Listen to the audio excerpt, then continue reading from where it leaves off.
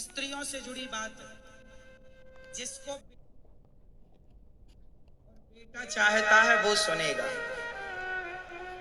आप सब सुनिएगा, सबके काम की बात। देखिए हमारा शास्त्र कितना साइंटिफिक है। ये बातें लाखों साल पहले लिख दी गई थी। साइंस जहां आज पहुंच भी नहीं पाया या कुछ कुछ पहुंच भी गया है। चलो अब मैं बताऊं, किसी महिला को बेटी ही बेटी हो रही हो और बेटा की कामना हो तो क्या करना चाहिए?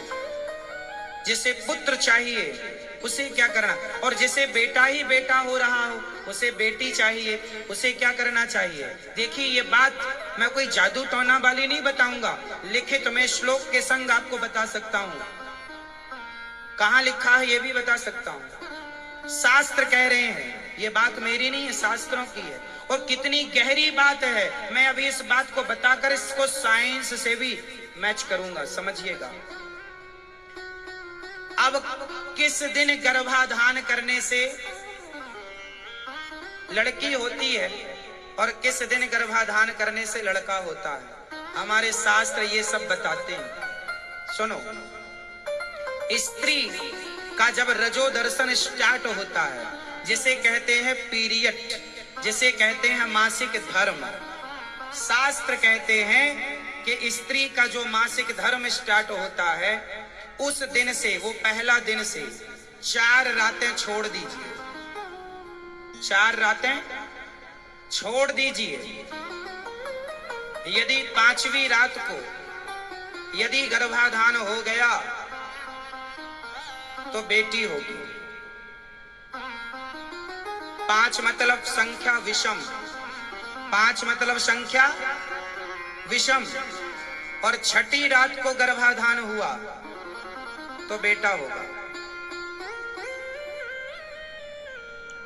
सम संख्या में गर्भाधान ये शुरू कब होगा? जिस दिन महिला का टाइम स्टार्ट हुआ है, पीरियड, उस दिन से पहली रात, दूसरी रात, तीसरी रात, चौथी रात छोड़ के 5वीं रात गर्भाधान हुआ तो बेटी, 6ठी रात हुआ बेटा, 7वीं रात हुआ बेटी, 8वीं रात हुआ बेटा, 9वीं रात हुआ बेटी, 10वीं रात हुआ बेटा, 11वीं रात हुआ बेटी, 12वीं रात हुआ बेटा, सिर्फ 12।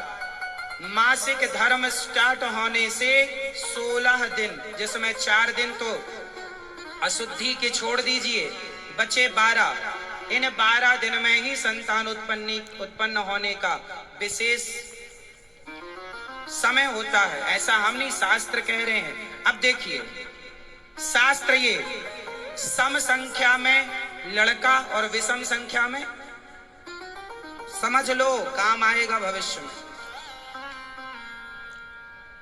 सम संख्या में गर्भाधान क्या देगा? बेटा, और विषम संख्या में गर्भाधान क्या देगा? बेटी। ये तो रही बात। अब मैं इसको साइंस से जोड़ता हूं। साइंस कितनी गहरी है समझिएगा। लड़की, स्त्रियां जब मासिक धर्म से 4 दिन बाद जब वो बाहर निकलती हैं, अर्थात जब वो उनका मासिक धर्म समाप्त होता है, उसके बाद जो पहला दिन होता है, जैसे 4 दिन स्त्री शुद्ध हो गई और 5वां दिन, पहले 5वां दिन है, उस दिन उसके शरीर में वह तत्व तैयार होंगे जिससे पुरुष का संयोग होने से कन्या ही जन्म लेगी। कन्या के विषाणु तैयार होंगे और दूसरे दिन मतलब 6ठे दिन पुरुष तैयार हो जाएगा, मतलब पुरुष के विषाणु। ये फसल में भी होता है मैया, मादा पुरुष, ये सब चीजें पूरी सृष्टि इसी थ्योरी पर टिकी हुई है। पूरा संसार इसी पर टिका हुआ है। वो स्त्री के अंदर ही क्षमता होती है कि वो स्त्री रूप में एक्सेप्ट करेगा उसका।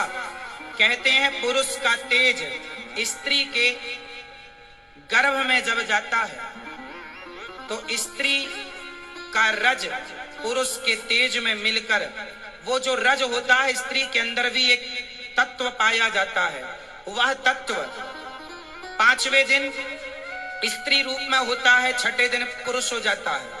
7वें दिन क्या है, जो हमारे सेल्स होते हैं ना, बनते और बिगड़ते रहते हैं। तो स्त्री का सेल्स बिगड़ गया, फिर बना, वो पुरुष का बनेगा, फिर वो बिगड़ गया, तीसरा तैयार होगा वो। इसलिए एक दिन छोड़ एक दिन छोड़, एक दिन स्त्री का एक दिन पुरुष का, एक दिन स्त्री का एक दिन पुरुष का। इस देखिए साइंस, आज साइंस यदि पता लगाएगी तो आज लगा चुकी है। तो यही साइंस भी कहती है कि जब स्त्री के अंदर एक तत्व ज्यादा होता है तो बेटी का निर्माण एक तत्व ये ज्यादा होता है, और जब 2 तत्व हो जाते हैं तो जुड़वा संतान हो जाती है। जुड़वा संतानें कैसे होती हैं?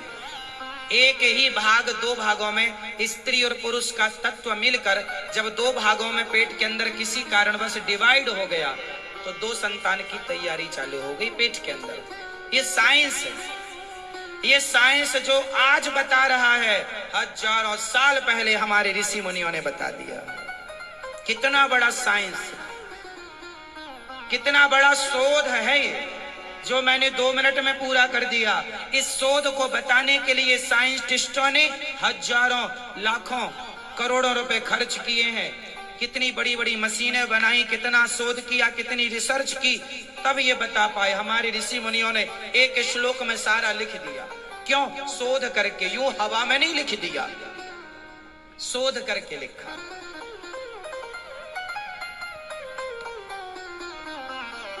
कितना गहरा है हमारा धर्म, हमारी संस्कृति। और आज आप लोग अपने बच्चों को पोयम पढ़ाते हैं, पोयम याद कराते हैं। अरे गीता के श्लोक कभी याद कराओगे?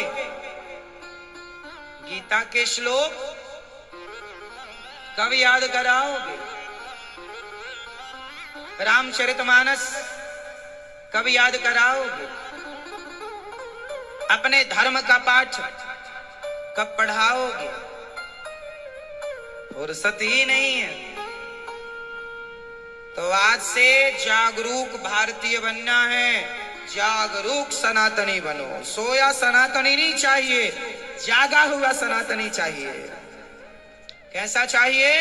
सोया हुआ हिंदू नहीं, जागा हुआ हिंदू चाहिए, जो अपने धर्म के लिए जागरूक।